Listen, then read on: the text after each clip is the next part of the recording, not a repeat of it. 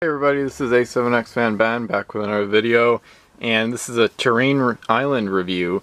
So I don't know how many of you have made your own islands terrain or have looked into buying them. There was a couple island sets from Gale Force 9 back released with the first few sets last decade.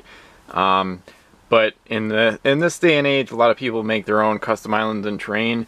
And today I'm going to be featuring islands and terrain made by none other than Ross in AZ, which means Ross in Arizona. This is a miniature trading member that I've known for a few years now. Not personally, but we've exchanged a lot of messages. And basically all this stuff was made by him. You can see how nice it is. I'm going to go over all the stuff that I've received from him and basically go into detail on how much I like it, kind of the features, and you can see kind of what it's like to use something like this. So I've got the Neptune here, a nice beautiful French 5-master from Fire and Steel. She's kind of the demo ship for scale, I should say, not for sale. So this is the first island actually. It has a nice green and then a nice sand and a grassy area. What I love about Ross's islands more than almost anything else is how awesomely realistic the cliffs are, even on a very short island like this. You can see the nice gray contoured cliffs. Then you can see how low it is. So you've got a nice little beach area for docking there, and then coins go up here or on the beach. And this one even has a little tiny cave too. So that's pretty cool. Not quite big enough for a submerged submarine, but I'm sure you could do something like that too. And he has a Facebook page, which I'm going to be linking in the description, and I'll link to his miniature trading profile as well. He makes islands all year round. He's involved in the Ocean Terrain Contest number 3, which is going on right now across the Pirates community. We've got, I don't know, around 5 or 6 entrants so far, so you could join that if you want. So he's made some stuff for that. I'm entering that, and I make my own stuff as well, but I don't put nearly the time, effort, and care into it that Ross does, which is why his stuff generally looks the best and better than most of my stuff. So I'm kind of going in chronological order of the stuff I've got from him, and he sells this stuff, but I've also made some deals with him. I've traded him a few ships for the first few islands. I think one of them was free, and then another time I did a deal where I sent him some packs in a trade, and then I got some islands in return, so that was cool. But he sells them on his Facebook page, so I'll put a link up to that too. So this is another island, another relatively small one. You've got a nice cave here, a nice sandy beach, the cliffs all around, and then a nice grassy area up on top. So I really love how the grass doesn't stick up too much, and it looks pretty realistic too. And I love the details of like this little bush in the front. It's got a different color than the grass up top, and then kind of the smaller rocky boulder area in there. So you could have the Neptune dock there, unless she capsizes, right? And then this one is a bit bigger. I like this one as a home island because it has multiple tiers. So this one has a nice wide beach area. It's got a path going up to this first level. It's got another level up top. So you could put coins on one level, crew on another level. So this is pretty ideal as a home island. And he did send me the YouTube videos he looked at as tutorials, so I could try to put links to those in the description as well. I haven't used that method yet because I'm not super into the painting side of things, but if you want to make really nice detailed islands like this, you could do it too. But for someone like me who's not interested in spending that much time or working with paint a lot or foam, you could buy them from Ross and get, you know, these beautiful handcrafted islands. And then this one is actually really cool. This is a little rock formation. So he used this clear plastic and then glued these foam parts to the top to make like a rock formation. So I like how the width is good enough for most ships, but some ships like a 10-masted junk wouldn't fit through. The galleys have trouble, which is kind of cool because then only certain ships are able to pass through. And I just like the rocks in general because this really showcases how nice and realistic the cliffs look. They've got a little shrubbery and vegetation on them as well. So now we've seen some of those and you thought that was cool. Now we're going to get into even crazier stuff. So this is not even the biggest one either. So this one is a nice flat island. It's got 3 different beaches. You've got like a triple waterfall going around 3 different sides. And this one I like as a home island where you could have 3 players have the same home island, but they're all based at a different beach. Or as a wild island, you could have coins on each beach. That's usually how I do it. I have coins on each beach, and then each one is explored separately. So each one is treated as a separate wild island. So you can see nice docking areas here, and the beaches are different sizes. So this one might be more likely to have a battle there if you're focused, all the gold is in one spot. And then a lot of these have nice flat areas up top too. This one especially is pretty wide. So I don't think I've seen a fort on this one yet, but you could put a fort up here. You could do something where you base a home island here and then have the waterfall be like a spring or a water source. So you put a fort there and say it's like a colony or some kind of town being built around the water source. And then now, see if I can, all right, nice, it fits in the frame. So now you can see this giant one. This one, when I got this in the mail, I was like shocked by the size and like epicness of it. So this is probably a solid 10 inches, maybe a full, I don't know, almost 12. And this one is crazy. You can just see how massive it is. It's going to pretty much dominate almost any play area, even some of the bigger oceans I've used in my campaign games.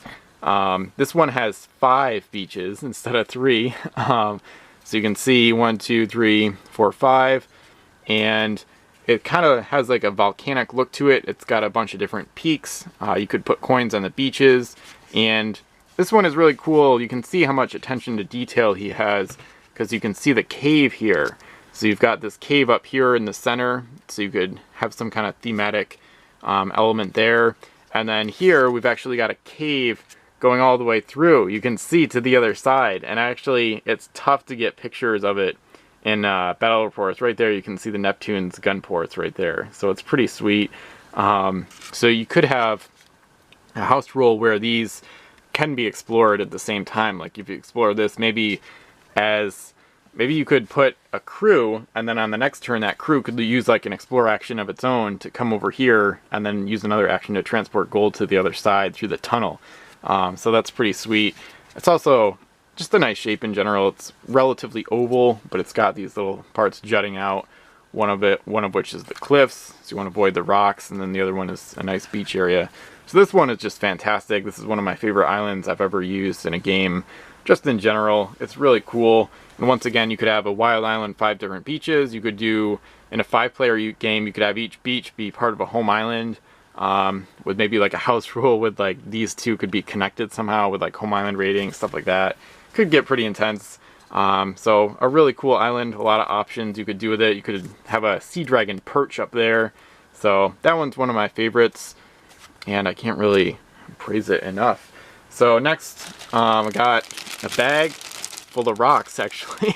So this isn't so much a wild island. This is just kind of terrain for fun to place around the board. These are super lightweight, just foam with some paint, and these look pretty cool on any setup. You can see on any ocean they're going to look good. They fit in with the other islands because they have that same gray cliff contoured look. So you could, sometimes I attach these to this and to make like bigger rock formations, or you could just have them in kind of a tight cluster to make for a kind of like a maneuvering nightmare for ships, but kind of realistic in that sense, because there's a lot of examples of that from real life in the maritime world, of course. So those are some nice rocks, and those ones are wicked light. And then now I'm going to get into something he sent me a few years ago. I traded some packs, I believe, and the idea was to make some home islands, basically. So flat and with beaches on all sides, because with home islands I like to be able to dock anywhere, and then I like to have room up top for coins. So home islands, sometimes something like this doesn't work quite as well for home island because you run out of room, or up top gets a little crowded, or you can only dock it, maybe a third of the total circumference or whatever. But these specifically are kind of made for home islands. I've used a few of them as wild islands in Command the Oceans, my campaign game from 2017. But here you've got docking space all around the island. The beach goes all the way around. Then you've got a nice big area here, about the size of a deck plate in terms of total area, up top to put coins, crew, anything else. This one has a nice cave, and he sent me a bunch of these, And the idea was to give them away to new players. I've given away, I think, 2 or 3. One of them, I think, gave the island back because they knew they wouldn't be able to play Pirates because they'd be too busy in upcoming years. So I still have a bunch of them, and I do plan to give them away to new players on my my maritime travels, you could say, over the years. So I'm just going to go over each one kind of quickly. So they're all pretty similar. This one has a nice cave, got some shrubbery up top. This one is one of my favorites. This was the Paradise Island, I believe, from Command the Oceans. We've got a nice waterfall with the bushes at the bottom. A nice area here for a fort. So this one is really quite beautiful and scenic. So you can see how nice it looks with the ships. So I'm going over pretty much all the islands I have from him. I believe all the islands in terrain. And there's still a bunch left. This is another home island one. This has a nice another path leading to the top. So there's that one, and he does paint the bottom too, so it's a nice black at the bottom.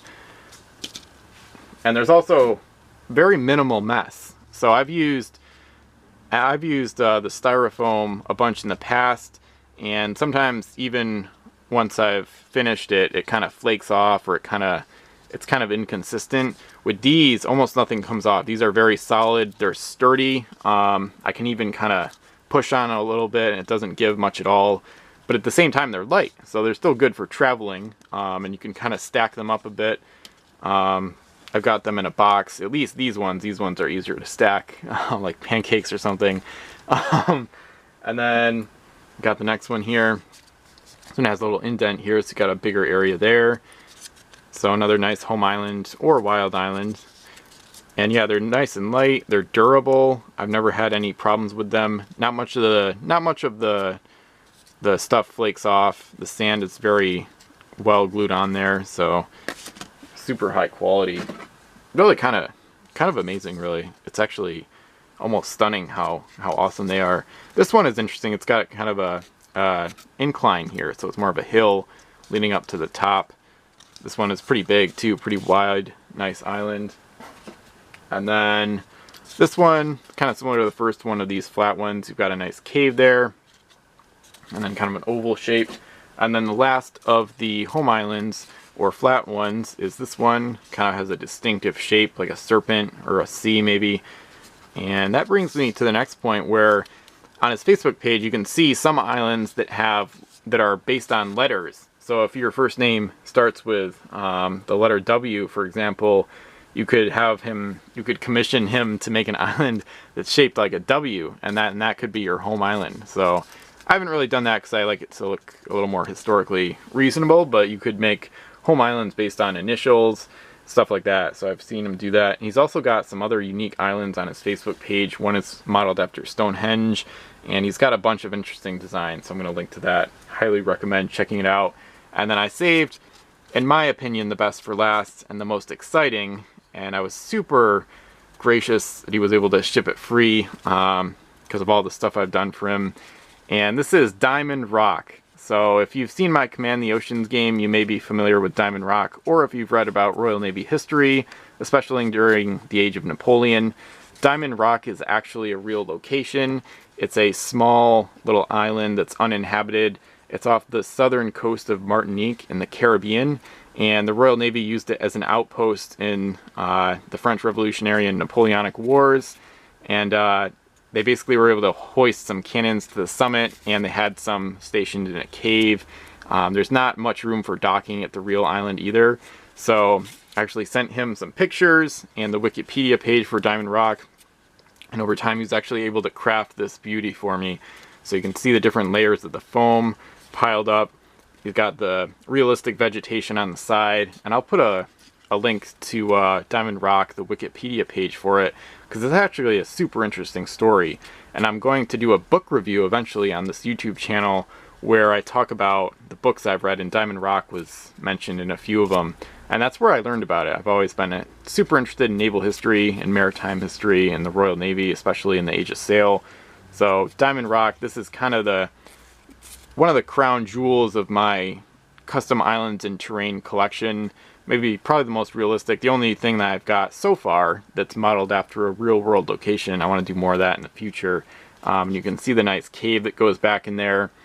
if you're familiar with Command the Oceans, I'll link to that. It was a huge campaign game last year. The English were able to find this in the Caribbean Ocean, one of 3 oceans used in that game. And this is it's just incredible. So I think it's around, I think 6 or 7 inches high. You can see the Neptune here. So it's actually, I mean, if it was life size to scale, it would be too big for play purposes realistically. But I think he really nailed the scale, because the main mast of the Neptune doesn't even go halfway to the summit. So it's a really cool, realistic, but also practical size. And you can see the Neptune docked at the small beach area there. So my fascination with the Royal Navy made me want to make something like this, but knowing how great Ross is at making these islands and terrain, I decided to see if he wanted to try it. And this is what the result is. So you can see how amazing it is. And that pretty much wraps up all the stuff I have from him, at least that I remember here. So you can see over a dozen islands, some nice rocks, and just really amazing work in general. And he also does some other types of islands. He's already shown off some of the stuff he's making for Ocean Terrain Contest number 3. He's got some unique cursed islands and some unique frozen north islands. He makes some cool icebergs too. So that pretty much wraps this up. I'm going to put a link to his Facebook page and his miniature trading user page. So this is Ross in Arizona, all terrain made by him, none of this made by me. I couldn't do this good of a job, even if I spent this much time on it, I would think. So thanks for watching. Go check out Ross's stuff, and go ahead and like and subscribe. And until next time, I'll see you later.